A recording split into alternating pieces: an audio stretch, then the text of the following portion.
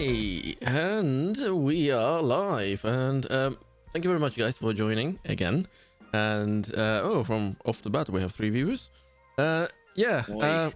welcome. Today we're going to be talking about money, and I don't claim to be the biggest expert in that, so I will be taking the supporting role in this one. So Kay will be talking about it mainly as a person who had some kind of experience.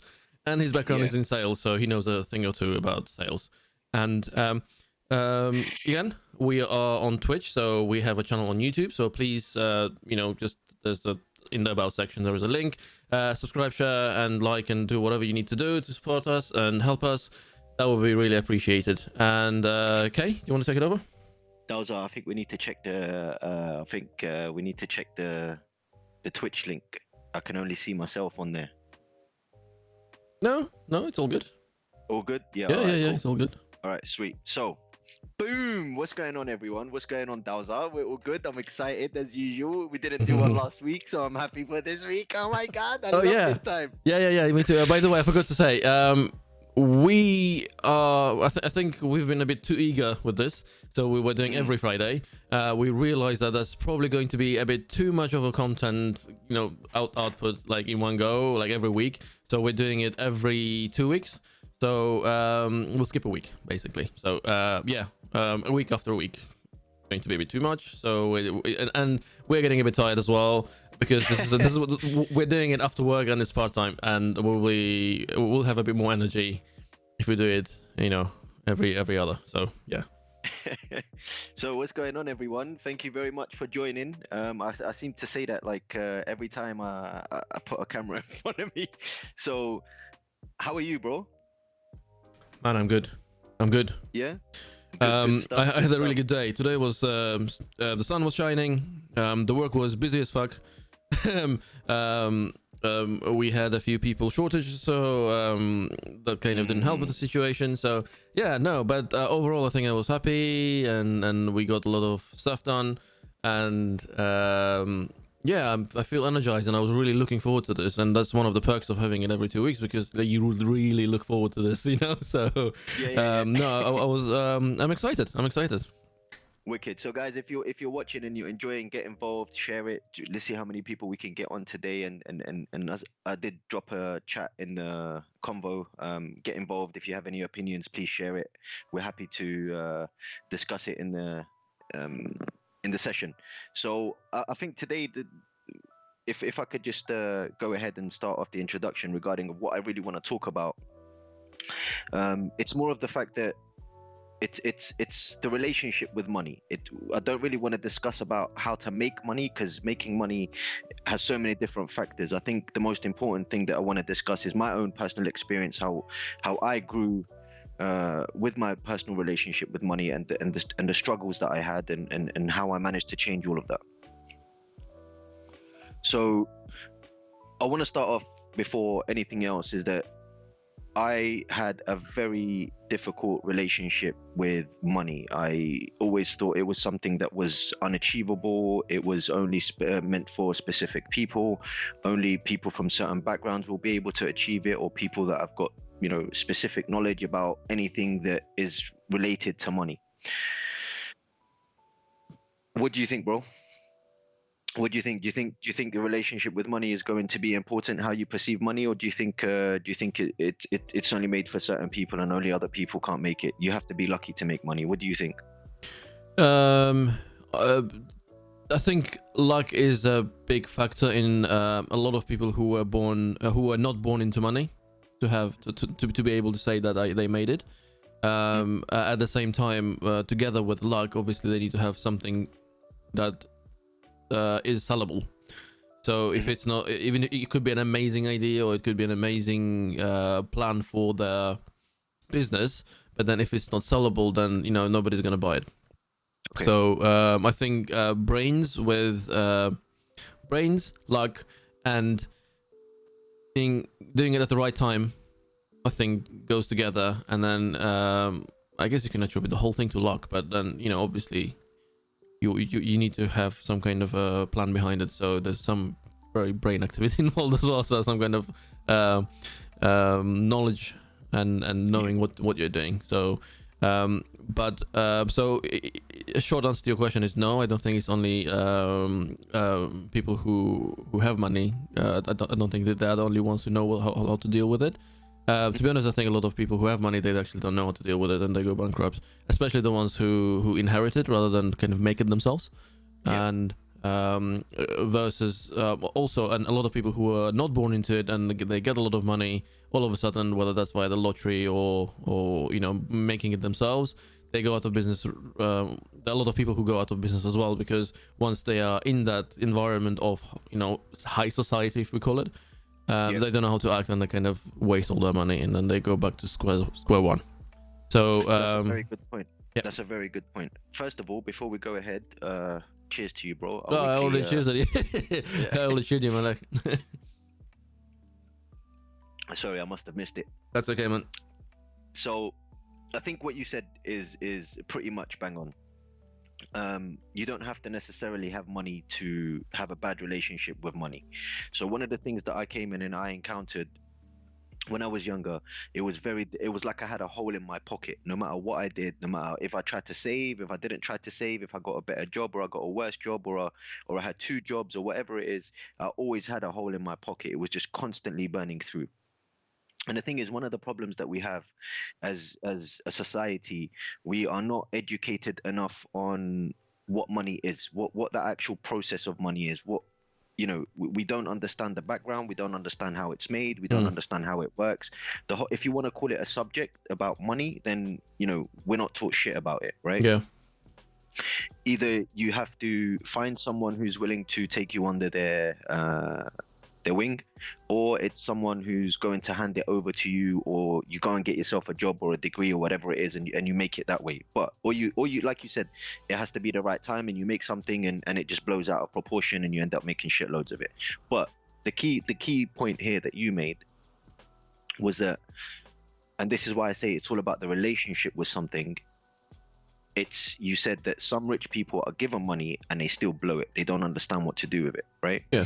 And the reason for that is, one, it's the relationship with it. So in my example, I wasn't brought up in exactly a rich background or anything like that. Do you understand what I'm saying? My mum had to work, my dad had to work, all of this kind of stuff. So you make ends meet, okay? Mm-hmm. And then I got to a certain point where I was being given a lot of people go through that as well, yeah.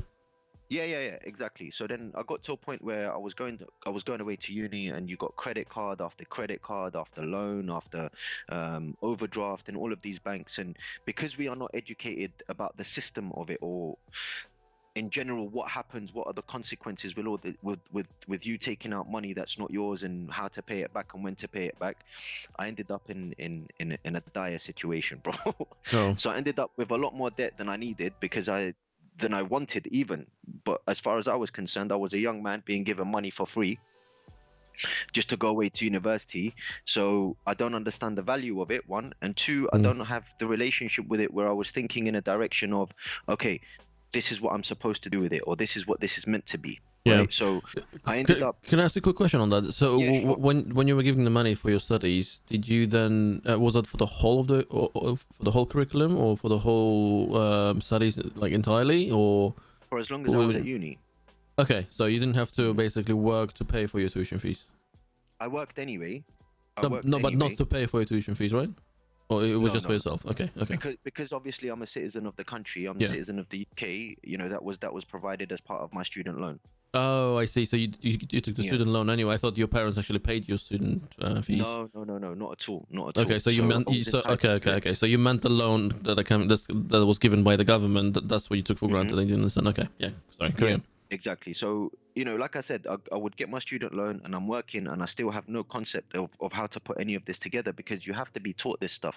It's not something that people magically can just be good with money. The thing is, everybody can be good with money. But what happened with me was I constantly thought about the fact that there was not enough money to be made in the world, right? That money can only be made, or, financial success can only be achieved if you put yourself in on certain paths, and they are the only way it's going to work. Even if you try and open up a business, or you try and open up a venture of any kind, it was always going to be problematic on the basis that you need money to make money. Yeah. right? But Yeah. that's not necessarily the case, because you've got people who are incredibly rich, and they go and blow it. They go and blow it because Yeah. they don't their relationship with money is about thinking that there's no value to it. So I, when they don't have. yeah, I guess if you have money to make more money, it helps a lot if you know what you're doing.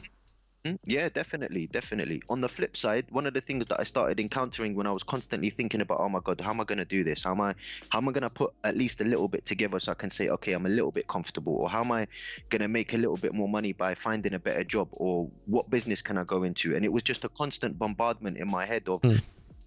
where I can't achieve it. It was just constantly made in.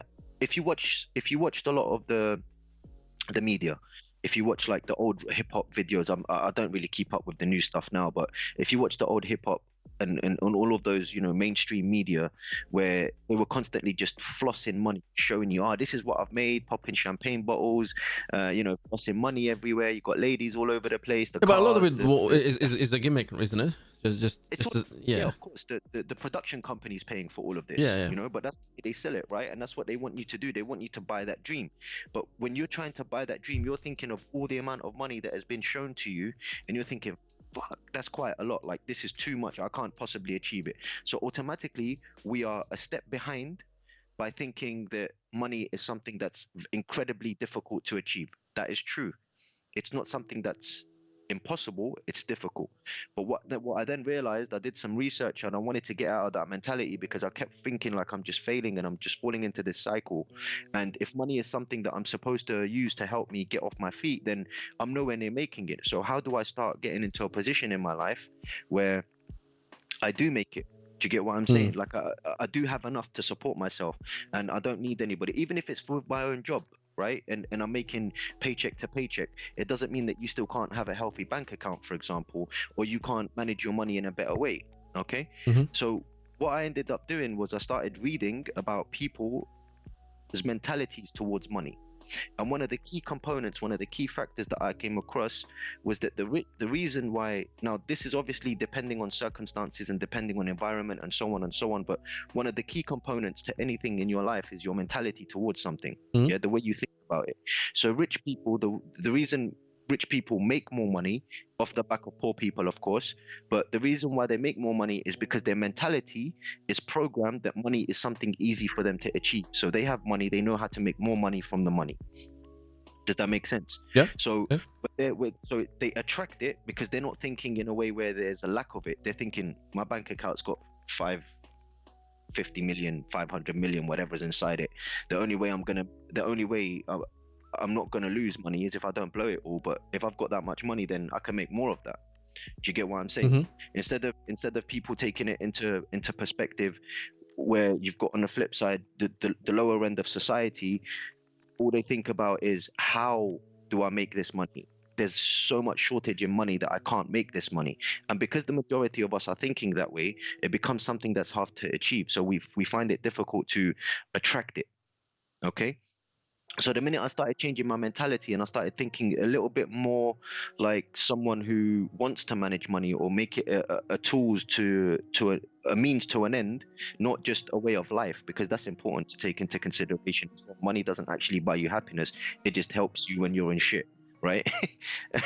Yeah. Because I think apparently I read somewhere like the difference between having a 60 grand a year job and having like 6 million a year, or having 60 million in your account, is very, very small. The jump in happiness is not very big. But Yeah. I if mean, it, if, that's sorry to cut you off. I think if you consider money as a measuring thing for happiness, Mhm. then I don't think they're compatible. And in a lot of cases, actually, the money degrades your happiness. Some people might think that they actually look. I mean, I had that experience, bro. I yeah, was going yeah. through So that experience. in my opinion, look, if I had a lot of money, look, I would be happy, of course. There's no denying that. But but some people might actually have the opposite side of it. So if you have everything, then you don't have anything to look forward to, or you don't have anything to have a goal where you might say, Okay, I am in need of something, and I have something as a goal in my life that I need to achieve, and I need to like have certain amount of money to be able to buy that. Mhm. If I don't care about anything, I can just walk out and live my life however I want, and travel the world and see every country and do all of that.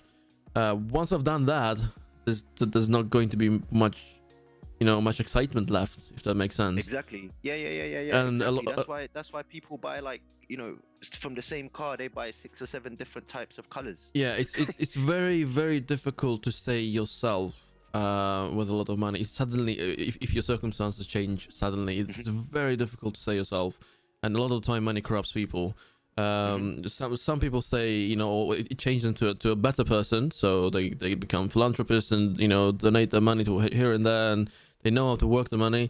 But in some cases, then it's the other way around. Yeah, definitely. I mean, there's never one straight answer, right? So for some people, one of my dad's friends when we were growing up. He owned petrol stations, right? He had petrol stations back Yeah. home, yeah. Yeah. And he was making obviously a killing at the time. But one day my dad was talking to him. This is my dad's story. He told me, he goes, I used to talk to this man, and he said, look, I don't get a night's peace of sleep. I never get peace when I sleep. And my father asked him, like, what's the reason for this? He goes, because when you have more money, you have more problems. Yeah. It solves more things too, but you also have more problems. because now Different kinds of problems. Yeah. Yeah. It's different kinds of problems. I mean, in some cases they could be good problems to have, but in other cases they could be, really shitty problems to have. And Yeah. so one of the things that I started doing was I started practicing in my mentality, yeah, that money is not a lack. There is actually enough money to go around in the world. You just have to position yourself in the right frame of mind and in the right way in order for you to get a piece of it, at least for yourself, just to be comfortable. So let me put it this way. Let me put a question for you. How much money would be enough for you to be comfortable? It might sound like a direct question, but it's more of an open one to me. It's a good question. It's a good question, and I think it's a good question that a lot of people should answer. I'll be honest with you, bro. To be like, in all fairness, I try and always bring myself back down to a level where I remind myself that I'm a human being and I have needs before wants. So what do I need in my life? I need warmth. I need a shelter. I need some clothes over me, and I need some food, right? So if I was in that position in my life and I can live that consistently until maybe the day that I decide, okay, I'm done, I'm packing it all in, then I'm happy to go in that direction, because that's where I am at the moment. This is the position I'm in right now. Do you get what I'm saying? So I'm content in that place. But if you ask me, would you like to make more? Yes, of course I would like to make more. Why? Because it's going to open up doors and opportunities in different ways, not necessarily just because I want it for myself. Yeah. So how much more? So let's say you're living a comfortable life where you're making enough to do whatever you want. Maybe not in an instant, like you just go out and say I want a Lamborghini and then you get it. Like maybe not that, but maybe if you spend, like, I don't know, a year or two and put your back into it, and you will be able to get a Lamborghini, right? You're in that kind of position. Yeah, you can travel the world. You can do a lot of the things that a working class probably wouldn't be able to do or dream about. At the same time, you're not one of those super rich 1% people. So how much, if you're living that kind of life, would you want more? No, why? not really, man. If I've already got everything that I can afford, then I'm already living that Well, you life, can't so I afford don't need everything. more. That's what I'm trying to say. You can't afford everything. You can get it by working for it, but you're living a comfortable life. So let's say you have a car, you have a family, you have a nice house. You don't have an amazing house, you have a good house, and your children are provided. They're going to school, maybe the school that you want them to go, and they're really good schools. And you can go and buy shopping. Basically what I'm trying to say is there won't be a day when you think like, oh shit, man, I need to have a certain amount of money to be able to afford some food next month. Once you've passed that threshold, would you want more?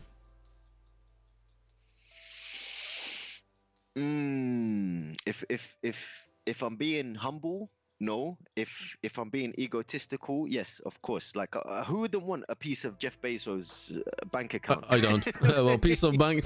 Look at it this way. Look, I'm not gonna kid you, right? if he would give me, let's say, 10% of his bank account, Yeah. I'll probably keep from not 10%. I'll probably keep about good 3-4%, and that's enough for me to live my life like Exactly. to the craziest imaginable way that I want, and my children's children, right? So that's enough. But yeah, let's just say that okay, he decides to be suddenly a good man and a philanthropist and just wants to give out people money to people, and I happen to be one of the lucky ones, and he gave me 10% of his wealth. Yeah. I would probably, out of the ones that the percentage that I said, the rest I would probably try and better my country. Well, yeah, that's a good start, right? So that's the idea. Like when you get to a certain point where you have shitloads of filth, Yeah. right? And you're filthy rich. What are you going to do with the remaining amount? Like at some point you have to start considering, the world's given you this much. When do you start giving something back? People are in need. Like I don't need more than what I need. If I've got a couple of generations already secure, and I'm already secure in this place where I'm at right now. Yeah, so I'm living a comfortable life. Yeah, to be able to do that, you need to be not a sociopath, and you need to be able to understand. Well, pretty much that. You don't need to be you should not be if you're not a sociopath, then you will be able to help because you have empathy, right? Like in the case of Jeff Bezos, yeah, he has some charities, but those charities are actually a marketing strategy for him to promote. I don't respect people who shout about the charity that they're doing unless it's to bring more money for that charity, if that makes sense. So I don't respect those people or organizations, but let's put that aside. People like Jeff Bezos, and I think he's the only one, as far as I know, from one of the richest people. He has enough money to do whatever he wants, but instead of doing and going and out and helping people or solving some kind of a problem that society faces, he decides to buy a share of Pentagon, and he's on the board of Pentagon, and he buys journalistic companies and newspapers so that he can peddle his own agenda and make even more money. And so there is no end to it. So the more money he gets, the more he wants. So Exactly. we talked about it's not even like he's funding the whole space program from yeah his own money. yeah It's gonna and be from private investors. Like no one throws in their own money, man. yeah, we talked about the movie Apocalypso, if you remember, last session. And there is a scene, and I hope I'm gonna make justice to the way they said. I think it was in the movie where the owl, sorry, I can't remember which animal it was, but it goes out and it says, I wish I was able to see as an owl, and an owl gives his eyes. I wish I was able to fly like an eagle, and an eagle gives his wings. And then he goes through the whole jungle and then gets the best parts of every animal. And then they ask him, now that you have everything, do you have enough? And then another wise animal, I think owl, says that no, that I can see the hole in his eyes, that he'll never fill He'll that. never be enough. He will never be enough, even though he devours the whole planet or the whole world. So when people reach that state, I think they just don't care about that. And I'm not being judgmental here. I might be the same as them because I've never been in that state, right? So I've never had that much money, and maybe I will turn to one of those sociopathic, crazy people if I would have that much money and power. But the thing is, But I don't think so, because I know my upbringing. The case. That's not always necessarily the case, because I read a story. It was on the BBC website. I read a story. I think it was last year, and it stuck with me. Like there was this filthy rich millionaire, right? He's got a company. He's the CEO or whatever he is. I think he's the founder as well. So he's making tons of money, right? And at some point, what ended up happening was he came to realize he was talking with some of his staff, and some of his staff were having some financial difficulties, and he got the news and whatnot. And then he turns around after a specific moment in time. He has a realization, and he goes and changes his whole mentality on the wages that he's giving his staff.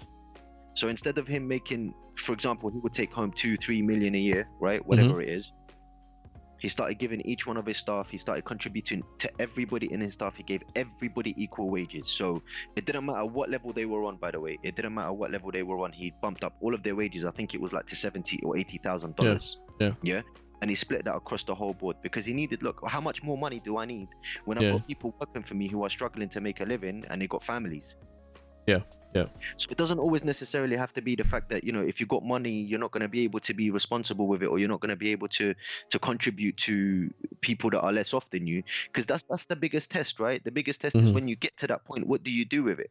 That's what you're going to be tested on, your ego, your pride, your understanding of humanity, and your relationship with people. So, and speaking of relationship, it goes back to the point again where, just as with everything else, if you have a bad relationship with yourself, for example, bro, you're gonna let people walk all over you, right? You're not gonna, if you won't attract goodness, you won't attract whatever you want, whatever it is you believe in, God, universe, whatever it is that you want to attract from that power.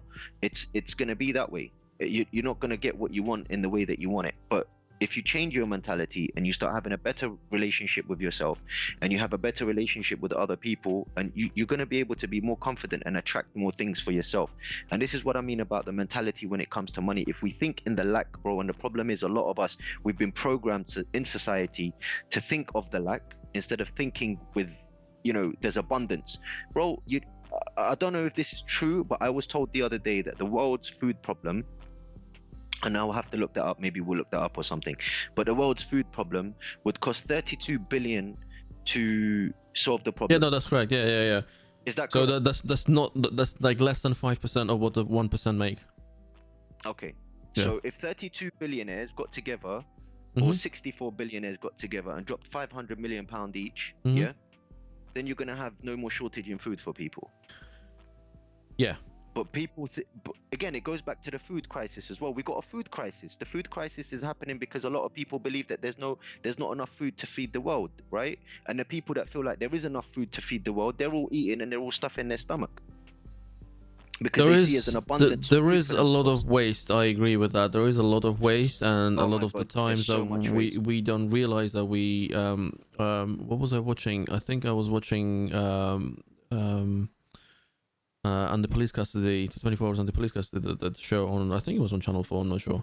And there was a woman who was homeless, and she had children who needed feeding, and she was going, she was climbing over the fence to the I think it was co-op rubbish bins where they threw perfectly okay products, and police came. They've just been expired on the day or something.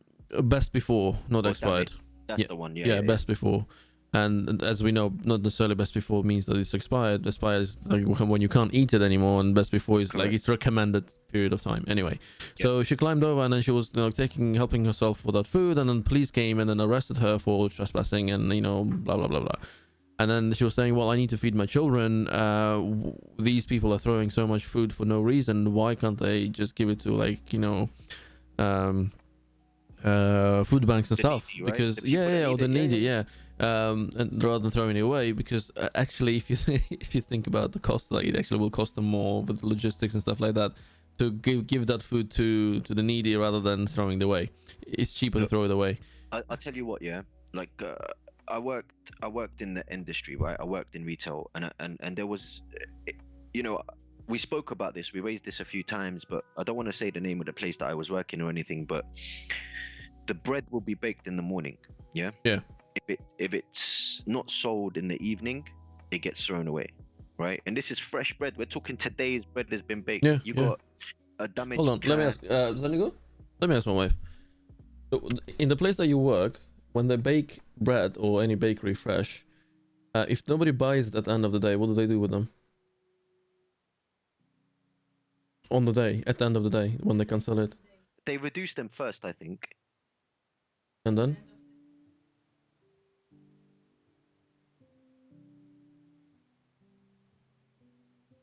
I think they go out to the bins after. Okay. Okay, so apparently, so they reduce the price, as you said. Yep. First, it's like a few hours before the end of the day, and she said most of the time when they reduce it, a lot of people will buy them, but the ones that they don't buy, they go to animals, to like not to food waste. I think either to food banks or to animals. She said there's some kind of an organization that takes care of that. Yeah. But Okay, that's the good place to that she hear. works is one of the oldest and one of the most fortunate of retail companies that we know of in UK. So Okay. so they have it, you know, put in place. And but a lot of the companies, they don't do that, so We're it's talk cheaper we're for them. talking we're talking shitloads of food here, man. We're talking I like there know, was I've bins seen it. outside. I've seen it They with were my own eyes. full, bro. Yeah. Full. Like anybody can just take something from there, heat it up, and you've got a meal. Like the food is not bad. It's Yeah. just that it needs to go. Yeah, I mean, look, it's not just that. We're talking about these conglomerate companies, the supermarkets, and let's bring it down a bit. Individuals, when you go to, let's say, you just had your paycheck, right? You just got paid by your company, and you're so much looking forward to this. You just want to go and have some fun. You take your family, your loved one, your partner, whoever it might be, you take them out to a nice restaurant. You sit down, you start enjoying Yeah. your meal, you drink, and then you can't eat it. What do you think is going to happen to that food? Half of it. It's getting, of course, It's it's getting going binned, bro. straight to the bin. Can I tell you something? I might sound a little bit cheap, right? But because I know this is the problem that we have, sometimes it depends on how much food is left, right? If I've eaten a little bit and left a lot, then I most of the Thank you, time I say, Mimka. look, just let me take it away with me, man. Like put it in a container. Yeah. Do you get what I mean? Like I don't care about all of that, you know, oh my God, he's taking his own food from the restaurant. Are you crazy, man? There's Mm. people out there that don't even, that people in the UK that don't have anything to eat on the same day. At least I can take it. If I don't want to eat it, at least I can give it to someone that might need it on the street. Yeah. Or someone that might need it in general. Yeah, I told you I used to work in a hotel, so in the restaurant as well as the function areas. So sometimes they make an order more than they need, so there will be plates of 4-star deluxe hotel or 5-star hotel food plates that nobody wants. So we would stuff our faces and we would be fine with it, but there will be still like 4 or 5 plates of food that nobody wants. And it's perfectly fine. What we used to do was it wasn't a company. I think in the end they noticed and they asked us not to do that because of some bureaucracy. What if the person? Okay, let me backtrack a bit. So we'll take those plates and then we'll go outside and then there will be a lot of and that was in Leicester Square, right? So it's the center of center, and there will be a lot of homeless people walking around, and then they would be hungry. So we'll just like, do you want this food? And they would just, yeah, of course, like cooked steak. Who doesn't want that with vegetables and and desserts? Like they would eat it. And then the management got a whiff of that, and they said like, we can't do that. It's like, why? Because no, just put it in the bin. Because if those homeless people get sick and then it comes back to the company, and then we are liable for lawsuit and all that, some kind of bullshit reason. But why don't you make it official then? Why don't you say, if you want this food, then you can have it, but you know where it's coming from, and then like it's down to them. Don't make. I wonder, you know what we should do? Do you know what we should do? We should find out how much money like these restaurants and these supermarkets they spend throwing food wastage away, right? And see how much it's calculated per year. Because I think every company has accounts, right? So Yeah. I know where I was working before, I knew that we had a wastage figure. We couldn't have over a specific amount in terms of wastage, right? And that gets added up towards the end of the year, and then you've got a figure. So I think in some situations we weren't allowed to go over £1,000 in my department a week. Yeah. Now let's say if we added that up and we took the calculation for each one of these companies and the ones that are throwing away food and not doing anything with it, and you calculated that all over the UK, I'm sure it will be equivalent to a good few 100 million, man. Well, I think it needs to be taxed. And you've already solved some of the problem. So Yeah. that 32 billion, you're already pulling some of it back. The amount it's costing you to get rid of it, you could just distribute it. You can distribute it in a proper way. Like, what's their name? What's their name? They're a high street coffee shop. They give away their sandwiches to the needy and the homeless. Costa? After I don't know if it's Costa or Cafenero. Okay, yeah. Yeah, so they give away their sandwiches at the end of every night. That's nice, actually. I really like the Pret's sandwiches, but they're flipping Exactly, pricey. they give it away every night. I think there is an easy solution to that. And again, it comes down to maybe companies massaging their figures and stuff. But if they don't, and if they declare how much of their food is wasted, why don't they then have to pay that back in terms of a tax to the government, who then get that money, not spend it on anything but on social services? Why not? Like, you calculate how much exactly people are wasting money, companies are wasting money in terms of the price for that product, and if they don't, then sorry, if they declare that money, that amount, then you would have to ask them to pay that amount back. Exactly. Then there will be no waste. I mean, I'm sure they will not be wasting we should run any. the country, bro. We should run the country. Well, it's not good for the economy because those companies are gonna go and operate somewhere else. Okay, but you know, someone's always gonna want to come into the UK and work, man, Yeah. like, regardless. It doesn't matter. Even if you say, look, even if you raise your taxes, there's still an opportunity in this country for companies to make money. Like, again, Yeah. we're going back to the money thing, because the UK is a country that is abundant in finances, bro. But the way that we've been conditioned to grow up is that the people, for anyone from a lower background, lower end of the social structure, has no capabilities and has no opportunities or paths or doors to go and create that success if it's the financial success you want.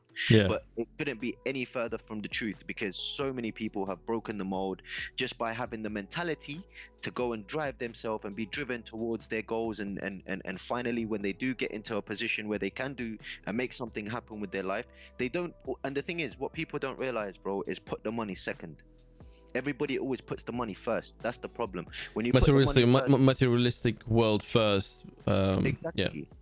Exactly. Put it second, because the thing is, people always get to a point in their life where they're working. It's a mundane shift. It's a mundane cycle, living for the weekend, living paycheck to paycheck, and then they turn around and go, "I hate my job. I hate my life. I don't like what's going on with my life." And it's like, well, that's because you're chasing the wrong thing. You're not chasing what's supposed to make you happy, and something that is going to fill you with, what's the word I'm looking for here, man? Fill you with satisfaction of you achieving something that is not financial success. Because as you said, you get to a point where you have financial success and you've got all of your generations all sorted and the whole world is sorted out in any angle and direction you want to throw it in. Yeah. And before it, you're still asking yourself questions about why you're unhappy. I mean, take for example A-listers, right? Celebrity A-listers. Robin Williams, take him for example. We got what's the guy that did Batman, the Joker, the Dark Knight? Oh, the guy with a rabbit lip. No, not Joaquin Phoenix. No, but he was the glass guy doing Joker. The other guy, what was his name, man? Oh, for goodness sake! If anyone knows in the chat, can you guys write it down? Oh, please, the crazy guy who was in the Okay, one second. I know who you're talking about. Yeah, so I'll keep going, right? So these people, and then you got obviously the lead singer of Linkin Park as well. You know, he passed away recently. These people all had finances, man. They all secure financially. Yeah, yeah. Jack Nicholson or Jared Leto. No. You're saying all of them apart from the guy. Let me look this up, man. Oh my god. So before that, Cameron Monaghan, Mark Hamill. Right, bro. Oh, you're asking about the Batman himself, not the Joker. No. I'm talking about the Joker. Where is he gone here? Heath Ledger. That's the guy. Who? How did I forget his name? Heath Ledger. I don't know him. You must know him. Come on, no way you don't know Heath Ledger. Have you seen the Dark Knight trilogy? Oh yeah. Okay. You remember who it is now, yeah? Yeah. So this is the guy who does this tongue out of the mouth, like licking his wounds thing, right? Yeah, that's the one. Yeah. Okay. Thank you, M Sosa 93. So yeah, like these characters, they had everything they want, right? Technically, if someone's looking from an outside perspective, they've got everything that they wanted and everything that they needed, and yet they all took their lives. They all took their life. Why would somebody take their life who's got so much money? I don't know. I mean, if people are all chasing that same game, why is it that when people do get to certain points in their life, because money doesn't necessarily bring you happiness or solve your problems that can't be solved by money. Exactly. So that's one of the first things that I had to understand in my head, that if you're chasing the money, you're not going to find happiness. What you want to do is chase a goal that you want to be able to one day, as much as you take from the world, you want to be able to give back, and you want to be able to do something that is going to benefit people. And if the money comes from it, then the money will be secondary. And in most cases, if you ever listen to anybody who's done everything they love and wanted to do that they have an absolute passion for, they've all said Yeah, M Sosa 93, correct. Deep depression isn't cured with money though, bro. That's exactly, it's true. You're 100% right, but we have a misconception in our society that money solves all your problems, Mm. even if they're mental problems, you know, because you could just chuck it away at a therapist and you should technically be okay, right? Yeah, But yeah. that's not the case anymore. So going back to was it, what was I saying? I forgot what forgot what I was saying, no? Um When it it was a doesn't solve your problems, yeah, it doesn't solve all your problems. So these people, regardless of where they got to, you committed suicide. You said, yeah, took their own life. And yeah, that's what I was saying. Most people that end up going after their passion or going after what they enjoy and what they love, if you look at it, like for example, take footballers, take MMA fighters, take racing car drivers, take people that love hobbies, that have hobbies and they put their hobby first and they practice that hobby. Eventually, once they do it for long enough, they become absolute animals at it. That automatically the money just starts raining in. yeah, yeah, yeah, Because they're exactly. not thinking about just chasing the money. When you're thinking about chasing that game, bro, all you're doing is just running around circles, and you're gonna end up just feeling really shitty and really depressed. And at one point, I did as well. Yeah, Do you get what I'm saying? yeah, And at the time, you know, it doesn't solve problems, but it does put you in positions where it makes life easier. That's the point. It doesn't solve it, but if you're in a position where something's a little bit difficult and you feel like, okay, I could just chuck some money at it, all right, cool, and it might go away, and it might do go away, then okay, that's sorted. But if it's something more internal and something that's, you know, mental at the same time, then bro, it's all about the internal work you have to do. You need to change your mentality and change the way you think about something. If you constantly think of something, whatever it is that you do, yeah. mm. If you think about water, yeah. If you think about a lack of water, you're always gonna have a shortage of water in your life. Be like water. Yeah, exactly. Sorry, I'm bringing Bruce Lee here. Go on, carry on.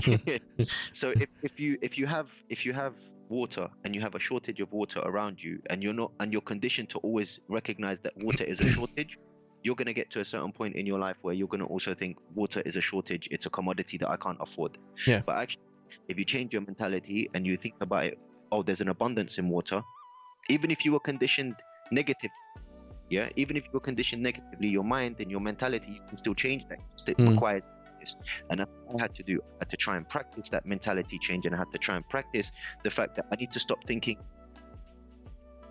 I hope this doesn't get me into any kind of trouble. But I wanted to stop thinking like a poor man, and start the mentality of a rich man. That's why rich people get richer and poor people get poorer.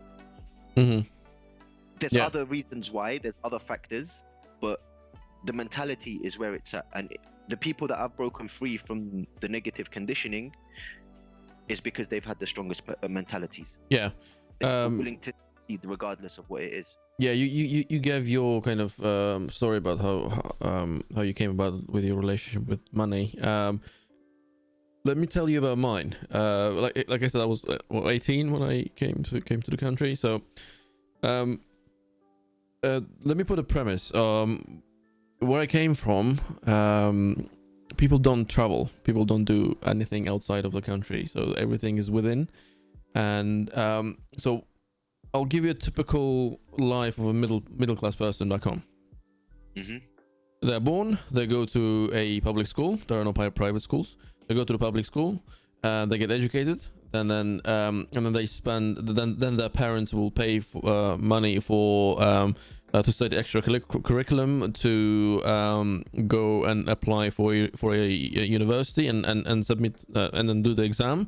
And once they pass that exam, they will study in the university. When they graduate, they find some kind of a job, not necessarily where in the field of their study, any kind of job.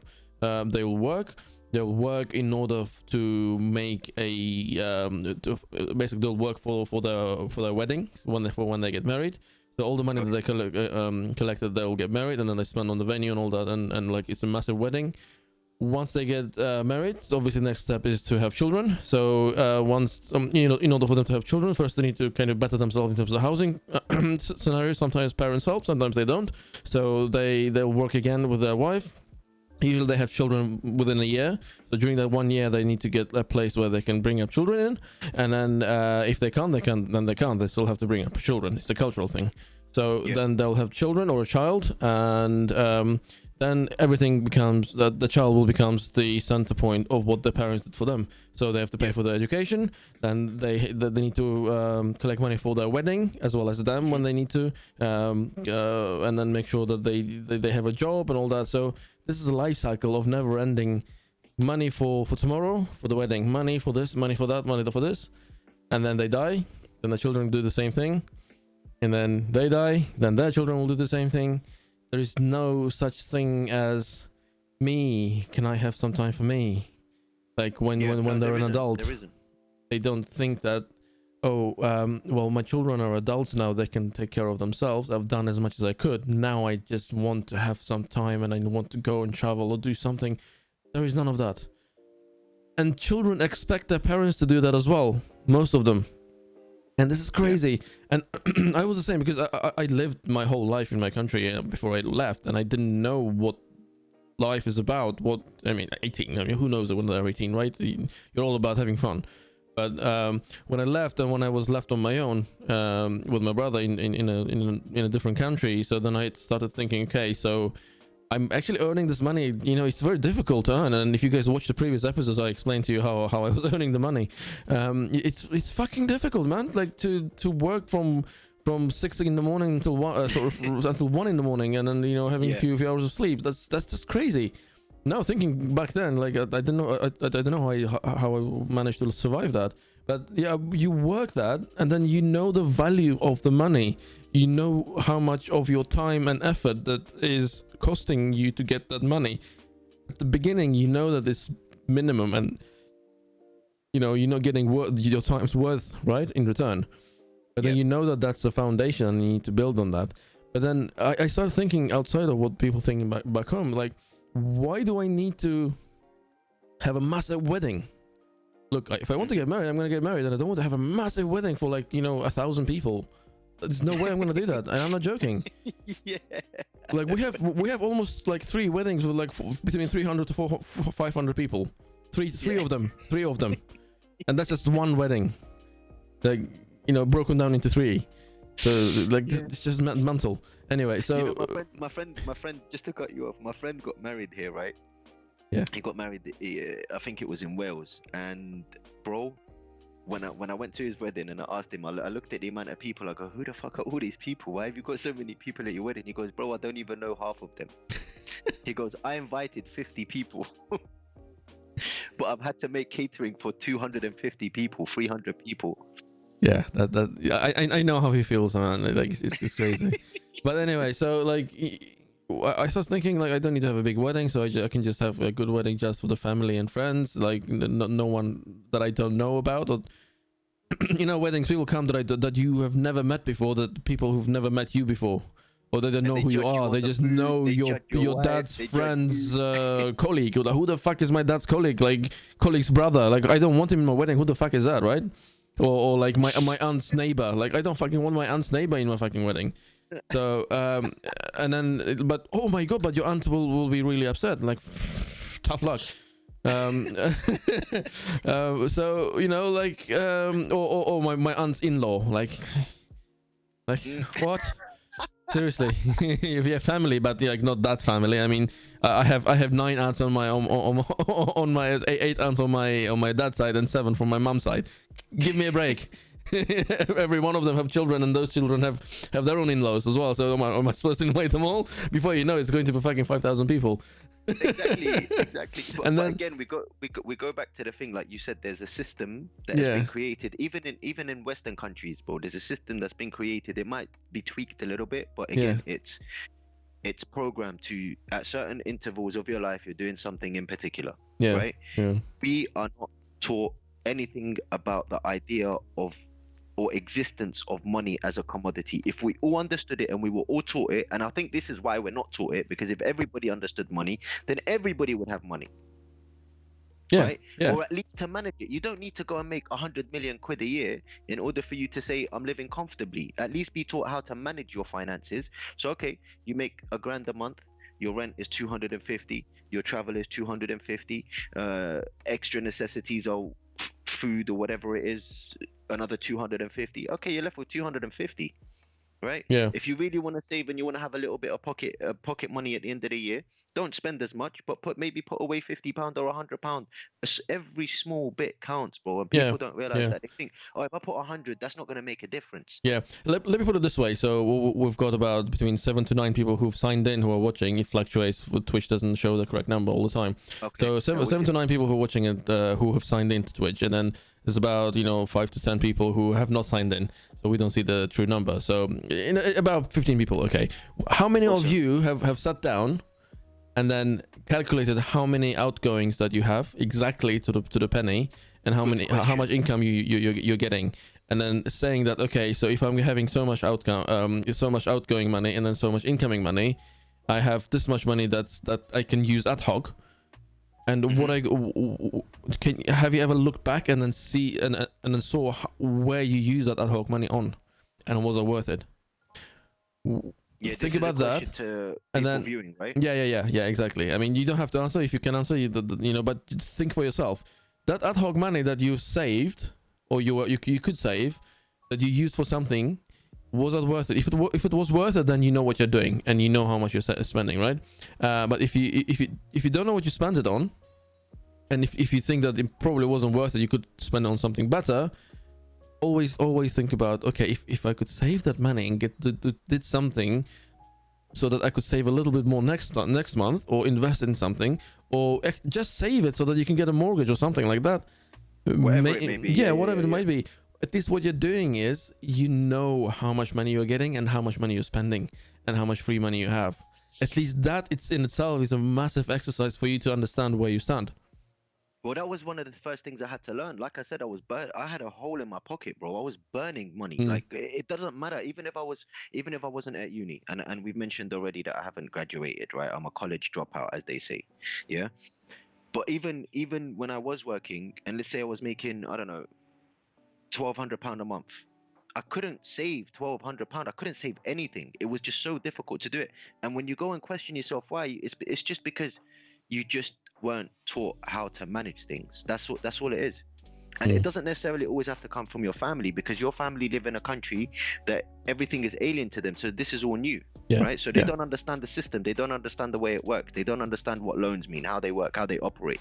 So for someone like me being given that much money, it's like, oh yeah, great, okay, I don't really need to worry about it. And then I've got myself into a financial difficulty, and I owe all these debts now, and I have to pay them off, and all of this kind of stuff. And then before you know it, you're sitting there kicking yourself in the teeth. You go into depression, whatever it is that people go into as well.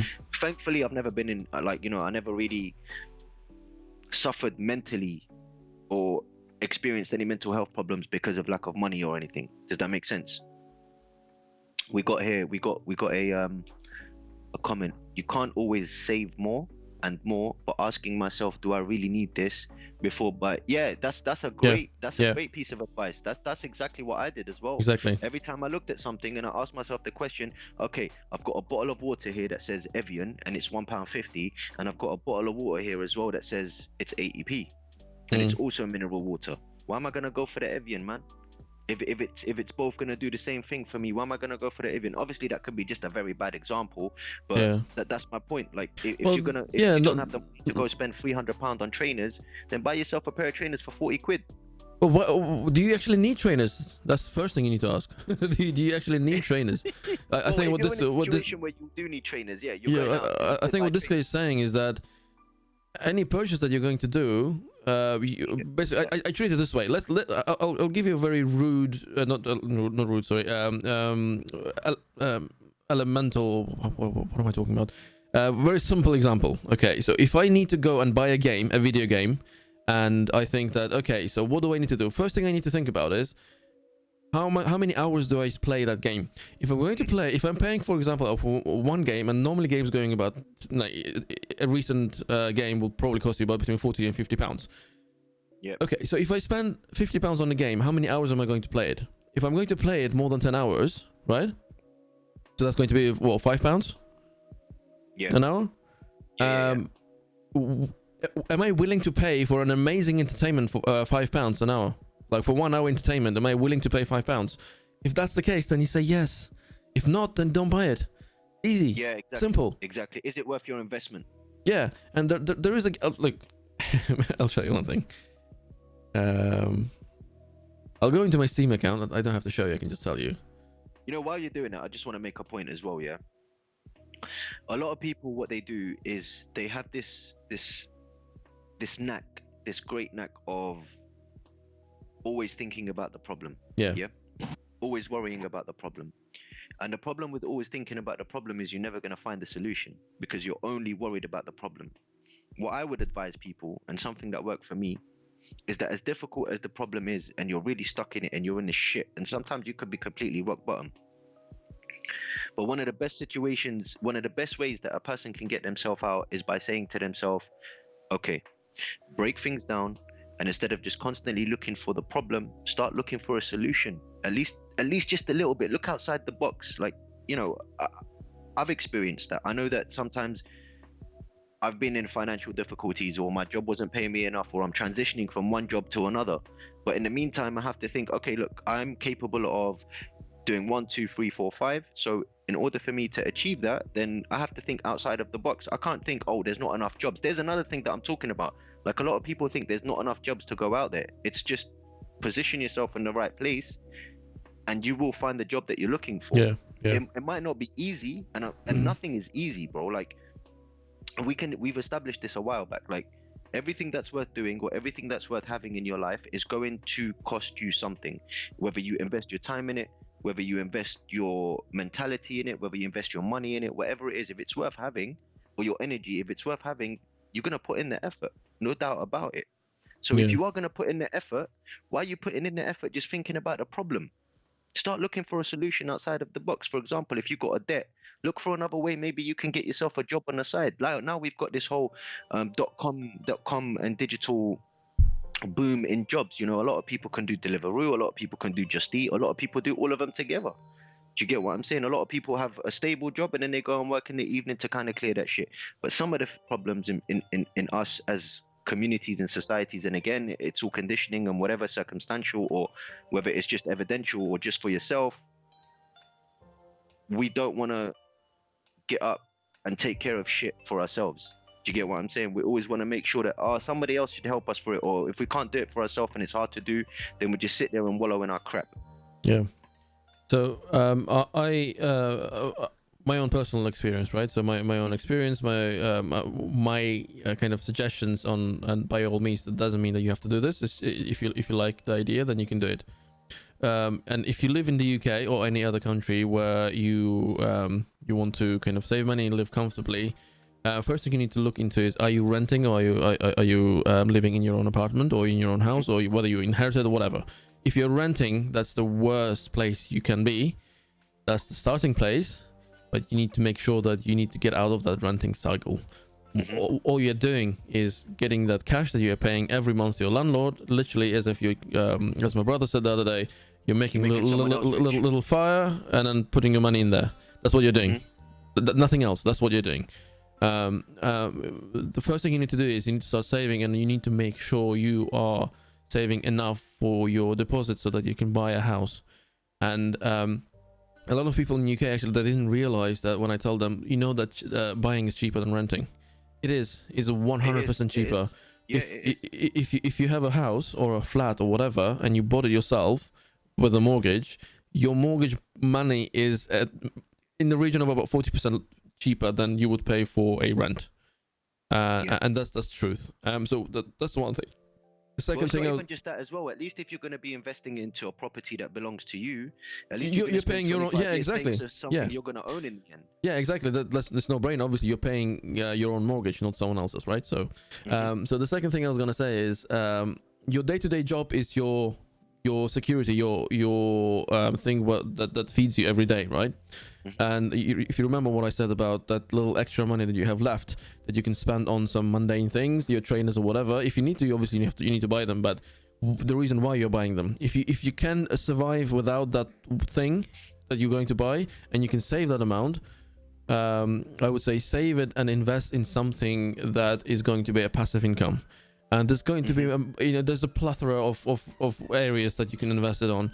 I started on Amazon my t-shirt online t-shirt merch account, so you can do that. All you need to do is go and get some if you don't know how to use Photoshop or any kind of that kind of things, graphical things, then you can go and download some royalty-free images and just put them on t-shirt and just market that.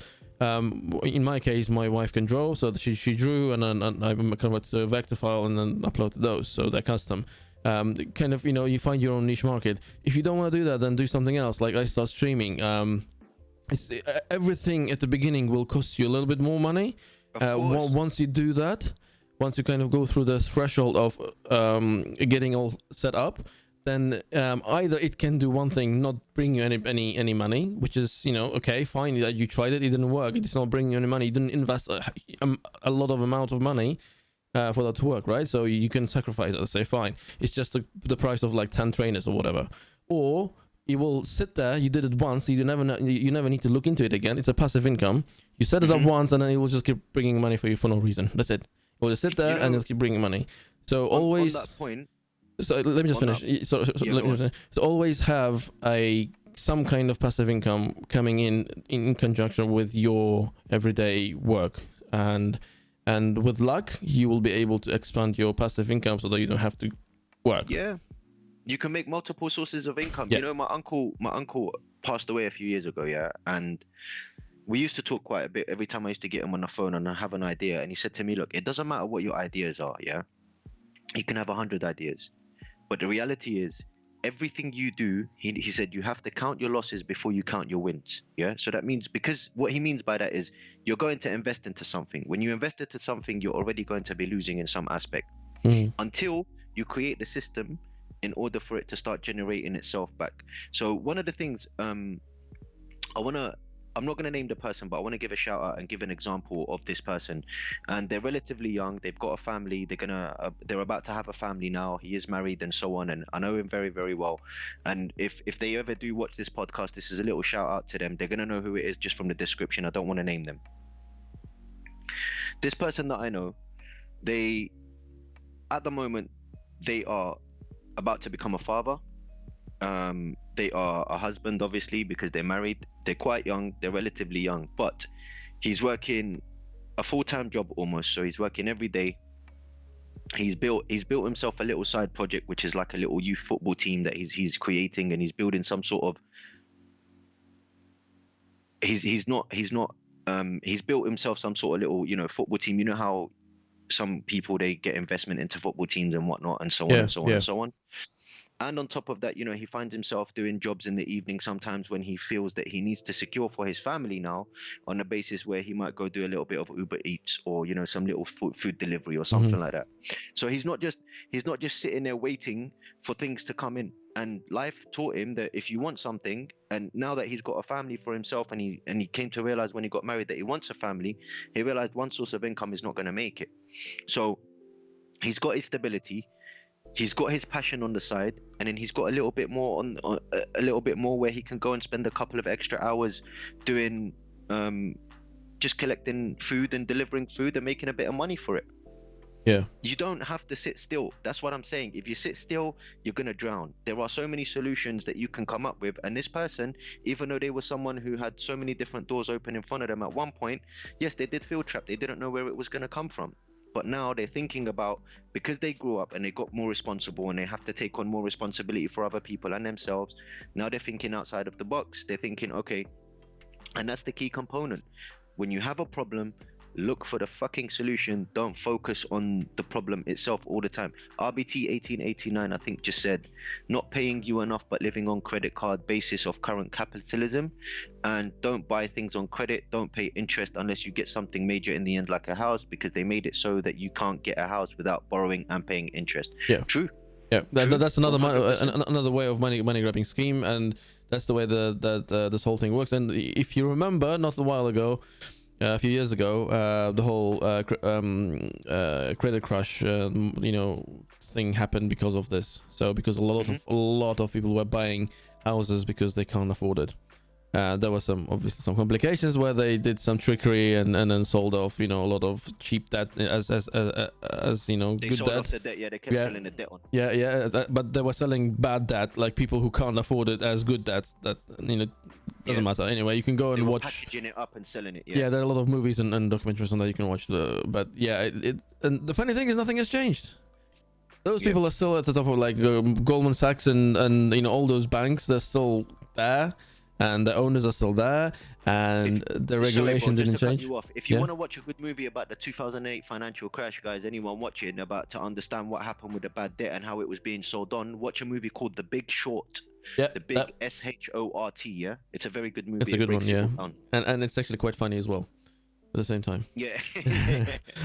Yeah, so nothing has changed, so watch out and always think out of the box of what government wants you to do. That is not necessarily all the time is good for you, so it's most of the time good for the donors that they have the election based on. So always have a thing in your back. Can you afford it? And then make a step. And like I said, at least start off with just managing your own expenses and income. Just think about what you have, what's coming and what's going on, what's going out. Especially younger people, the newer generation. To me, they don't know how to handle that. And I didn't do that when I was between 18 and 20. I never did that. So if you do that. Look, I mean, you will want to spend some time and money on fun stuff. Obviously, of course, you want to do that. Sit a whole life and be mundane, man. Like, life is about being bored, but it's about striking the right balance. Like, okay, if you want to have a future, this is how you try and secure it. But at the same time, it doesn't mean that you stop yourself from enjoying your life too, because life is about enjoying it. We only have one life, bro. Like, yeah, exactly. And yeah, so like for example for me, like with the stream and the podcast, I spend minimal amount of money, like minimal. All the equipment I have, like monitors, I got them for free. I have my old DSLR camera that I bought myself. Again, one of those things that I didn't necessarily have to buy when I was quite young. And I'm using that as my camera, and laptops provided by work, and like the only thing I actually spent money on was my computer, and I do a lot of other shit on there. So that was a good investment that I've done. Basically, you managed to scam your way into starting a podcast. True. Yeah. So there's a few other things that I spend on, but I don't consider them as an well, they are an investment, but they're more like a comfortable. Makes my life more comfortable as a hobby. Mm-hmm. Those are the things that I enjoy doing, and that's the reason why I'm doing them. And enjoyment or entertainment that it brings to me is worth money, obviously, and I consider the amount that I paid for those things as the return for the entertainment as a return for the amount that I'm paying. If that makes sense. So you always, whatever you buy or whatever you invest on, you always need to make sure that the money that's going to come back to you is more than you're going to invest, whether that's money or any other kind of the value. I should say value. The value of the money that you're paying should be more than the amount you're paying. Yeah. Well, that's a good investment, right? If you're making investments that are a little bit dodgy and you're putting money in the sense of you're constantly losing money, you're not a very good investor, are you? I mean, maybe it's time to stop being a businessman and maybe be something else. I don't know, maybe a stripper or something. Well, yeah. Now, you don't have to be a businessman to invest money. Investment is not necessarily for you to like invest in a stock or something. Investment could be in your education. Investment could be in your in a better job, or investment could be so that in terms of transport. For example, I invested a little bit of money for my electric scooter that I used for like about 6 months, and it paid off its own money, and then plus I saved a lot. That's before pandemic, and I saved a lot of money on transport by using that. So again, it cost me at the beginning a little bit, but then in the end it paid me. Like those investments will count, like at the end they actually bring in money, so that you can use to get something better, or kind of recycle it and get even more money, if that makes sense. So like you don't have to be a massive businessman or know how to use like the stock market and stuff like that to invest. You just need to know what you're doing. As long as whatever you invest in, whether that's £1, $1, or 100, as long as you get more in terms of value back, that's a good investment. That's it. Full stop. Yeah, that's it. That's the bottom line. It doesn't matter what you invest in, man. If you invest in something that is going to benefit you to develop, then you're already on a winning streak. Like as long as you are developing and you are growing and you're finding yourself in a place where things are easing for you. Because remember, bro, everything that starts off in the beginning starts off hard, but once you build the momentum, look at trains. The best way is to take the old trains, the coal trains, yeah, The steam powered ones. Yeah. the steam power ones. They're so heavy. Like the size of them is so big. To move them, it has to be a slow push. You need a lot of energy, and then once they get going, once the momentum really kicks in, until you stop it, obviously. But if you wanted to keep it going, just keep pushing in the coal until it gets going. When the momentum builds up, Yeah. it's just gonna keep on going as long as you keep feed it coal. The momentum is fully gone, and that's the thing. Everything in the beginning takes a very long time. It seems like it's taking a long time. It's hard work. It's a lot of energy. It's a lot of dedication. You're scared. You don't know about it. You're afraid. You don't know what's coming around the corner. There's variables you can't control. You've got this doubt about it, but you have to keep going. You have to pursue. You have to persevere, and eventually you'll get to a point where that you will get rewarded for the amount of time and energy and effort that you've put into that investment. Like you said, whatever it is, and the momentum will build up, and you will reap all of those rewards, and then it will look like, oh, you've been doing this your whole life. I don't think, like, I've watched quite a lot of videos on people who made it, but who are relatively living comfortable, and almost all of them, apart from the ones who are lucky enough to inherit something and use that to make more money. But a lot of people who've made it, they say, they wasted a lot of money at the beginning, not by just wasting it on things that they don't need, by wasting in terms of trying different ideas. So, but they didn't waste. But the important bit is that they didn't waste the money that they need for food or for housing or for living. They wasted the money that they don't need, meaning they can sacrifice that money. Maybe they didn't buy that extra sneakers that they didn't need to buy in the first place, and then save that money and then invest in something which in turn didn't work out. And then they said that it's a way, it's a good waste, meaning they know at least the idea doesn't work. So that's a return for the money in one way as a value, if that makes sense. Well, you learn a lesson, right? You learn that, okay, this is not how I'm supposed to do it next time. I'll try something different. Yeah, that doesn't work. They go at it like really good. So they go at it like between a month and a year. They 100% dedicate their time on that. It doesn't work. They move on. They don't have any attachment to what they started. And another thing is to know that when something doesn't work, or when you're not getting any value from it, you should be able to just stop it and say, okay, it doesn't work, I need to move on. If you keep doing it, if you keep investing money, if you keep wasting money on that, then it becomes, especially the money that actually you need, you kind of sacrifice your own eating habits and you're going on a diet just to be able to, keep up this business. You shouldn't do that. You just leave that and move on. Leave that and move on. Don't they say, I think it's a saying or something, that they say insanity is trying to do the same thing over and over again. Yeah. It's the definition of insanity is doing the same thing again and expecting a different result. Yeah, no, you can't be, if something is constantly blowing up in your face, eventually you're gonna have to learn at some point that this is not working for me. Like, I've got my fucking face blown off. Yeah, exactly. So people are stubborn though, bro. People are stubborn. They think that they have to keep doing it because of the amount of investment that they put in. And like you said, it's an attachment. People get attached to this stuff because they feel they've spent all their life saving. And normally that would happen because they've spent all of their stuff on the things that they don't need, and they've sacrificed even their health or themselves or their food or whatever it is by throwing everything into this, instead of just going, okay, you know what, it didn't work in the beginning. Let me go back and reset and replan how it's going to be.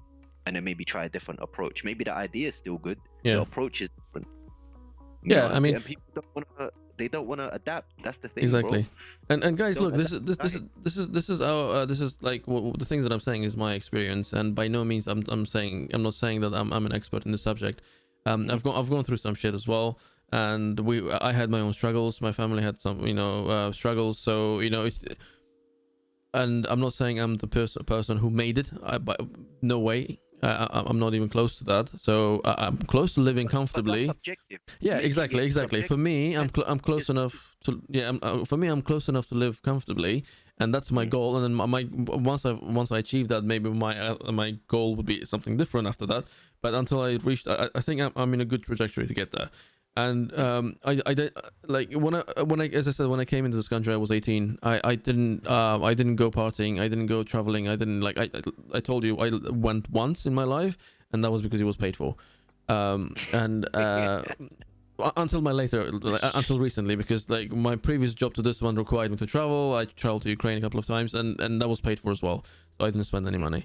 But I didn't travel, I didn't party, I didn't go spend money on drinks and other hobbies that I thought. I worked like a fucking horse. And my brother, I think, is on chat and he can confirm that, and he did as well, same thing. And that kind of got me to where I am. Some other people who were already here had a bit better advantage, so they could afford to go party and go do things. But then a lot of people that I knew in my university, so not in my university, in my workplace, who were from here, not necessarily English, but from here, they were born here. They're the same age as me, and we had, let's say, there was another guy that I knew of, and we had, he was slightly older than me, but we had the same goals. Okay, we work so many years, we'll get a family, and we're both in that sense quite a bit traditional. So we'll get a family, and then hopefully we'll get a house or a flat or whatever, and then our own paid for. I kind of achieved that, but I think he's still living with his parents.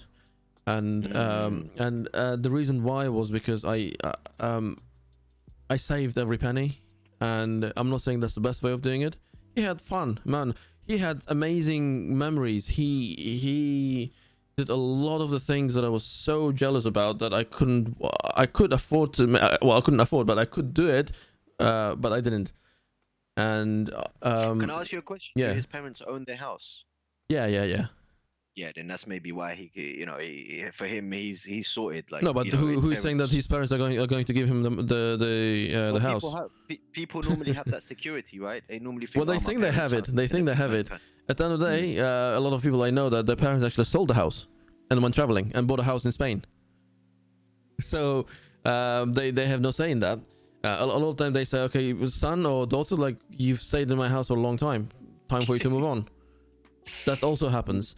So having that sense of security is false. People need to wake up. They need to stand on their own 2 feet and then think that, okay, have a plan B. If my parents' thing doesn't work out, then I need to be able to live somewhere else, and they need to make sure that they have that plan B. But like I was saying, by no means I'm saying I'm an expert. I'm just saying that I did it I did it the hard way. I sacrificed a lot to be able to get where I am. My brother sacrificed more than me, because I still indulged myself in a few unnecessary things. But we do in life we do make sacrifices. It's confirmed. He was a penny pinching dirt poor student, just like I was. We didn't find money for Call of Duty though. You got to live a bit, Yeah. Yeah. So, straight exposure, right there. Yeah, there you go. But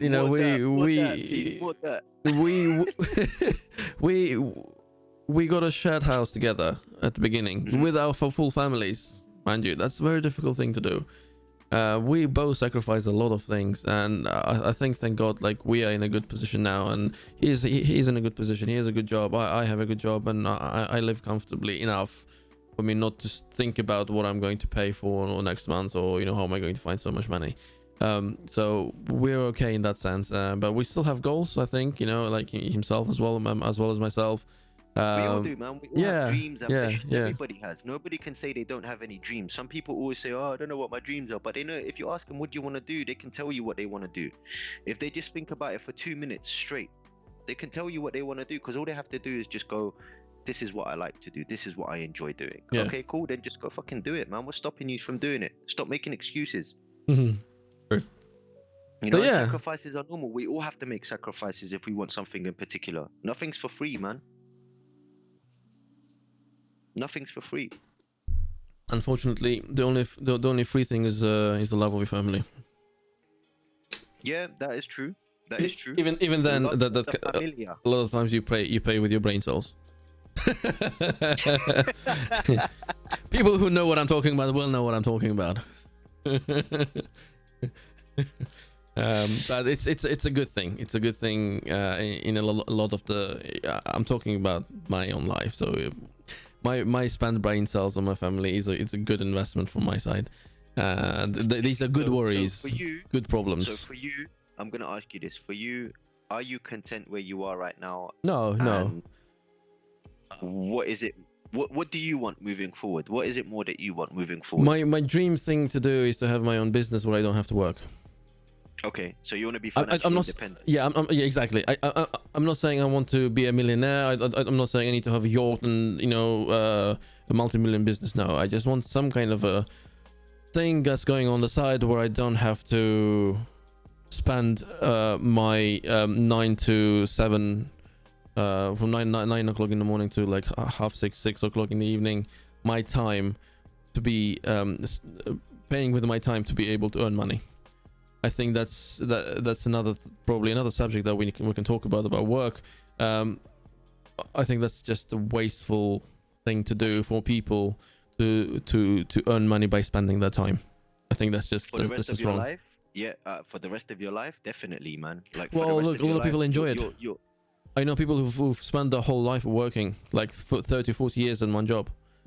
If you're content and they with enjoy that, it, there's nothing wrong with it, bro. Yeah. If you're content with it and that's what you want, there's nothing wrong with it. Yeah. But if you're in a position in your life where you're not content with it and you're moaning about it the whole time, get the fuck up off your ass and do something then. Yeah. No, but I think in my sense, like, I think it's wrong for people nowadays to, especially at this day and age with all the technology and that we have, what we have, to still use this archaic, like, Middle Ages way of earning money by spending their own time and effort. I think that's wrong. People I who think that's definitely for another subject. We definitely should cover this subject. And look, people who actually are like Jeff Bezos and Elon Musk and Jack Ma, they realize at some point that, hey, actually I don't have to work, so if I do this, this thing will just do it itself. And well, they still work. They can't live without working. Of course they work, but their work in the sense is not the way we work. Their work is imagining what to do next. It's more of a creative work. They're not gonna sit down and then day in day out key in a few fucking numbers into a spreadsheet and then that gives them the money. No, that's you're basically what you're doing is a job of a machine, and you're getting paid for that. And unfortunately, part of my work is the same, and I'm getting paid for that. I'm not moaning. I'm happy with this job that I have because a lot of people would kill me for that job, but. I think at this day and age, the whole job thing needs to change, and you guys need to think about.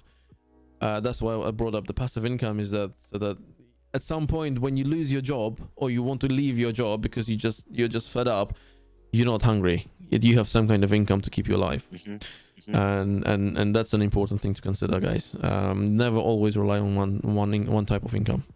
No, we can't do that anymore. Not today. Before you could have. People raised a family, bought houses, they've built their house. I mean, well, not built, but they paid their mortgage over it. And mortgages were a lot cheaper then. But people could do that back in the day. You could afford to get away with it. Now with inflation. Yeah, and it's funny how rising, everything is rising. So you can't have one income. You got to have a couple of incomes coming through, man. Yeah, and a lot of people say like. If you're my age and you live in the UK, your parents had a lot easier in a lot of areas, not all areas, in a lot of other areas. One of them was the housing market. They're living, your parents are living in houses that were percentage-wise a lot cheaper to the person who would want to go and buy a house now. What that did was a sense of security, a sense of not having a debt. And that is a big fucking mental thing in your head. When you have a debt, it always weighs down on you. And your parents didn't have that, hence why they're living. They might be living longer than you, and that's a new statistic that needs to come out. My generation, or the generation younger than me, maybe 5 to 10 years younger than me, will most likely live shorter than their grandparents or parents. Because of the stress, because of this anxiety, because of student debts, because of your mortgage, because you can't afford even a mortgage, all of that will weigh in, and mental stress is a lot. And you're right. And there's a lot of suicide as well because of that. Look, though that our parents' generation, they are post-war, and they had all their struggles. We know that. In UK, I'm talking about, not my back home. There were different challenges, but post-war, and they got a lot of good things, mainly social things like NHS and stuff like that. So those things came out of those struggles. But then they kind of sit there and just say, well, no, we had it worse than you. So no, I don't agree. I don't think I agree. No. I don't agree. I think financially they were much better off.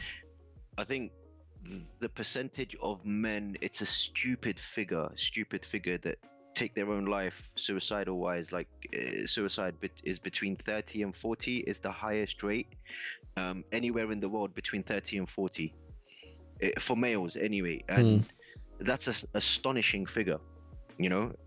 Especially at that age. I can understand. I think the statistic is the statistic is that men die out from suicide more than women, especially if you're over the age of 50, I believe. But attempts of suicide is more in women, but generally men die because the men tend to kind of I know it's a bad thing to say, but men mean it. In terms of they use lethal force in order to kill themselves, and I'm not saying women don't mean it. They might mean it, but they don't use lethal. This is a statistic I'm talking about. So not my opinion or my idea of men, and that's another subject. But that's the thing. But Again, that's the thing. Our society has been programmed now because of the amount of stress. We don't know how to deal with stress. We don't know how to deal with depression. If we do go into any of these experiences, we don't know who to talk to. We don't know where to turn. If we do turn anywhere, people laugh at you. Like it's just a complete different dynamic system. It's just systematic. Man, even nowadays back home, like millennials, like people who like at age of my wife's, her classmates, if somebody dies or commits suicide out of depression or anxiety, they still think that they're possessed. I mean, this is just unthinkable. This is just unthinkable. A lot of cultures who do that, and there is no mental health per se. Like there is no mental health issue in my country. That full stop. There are no disabled people, and there is no mental health issue. It's a bad thing to do they need to acknowledge those issues, but they don't, and that it's also better to just sweep it under the carpet, right? It's always done. It's always been.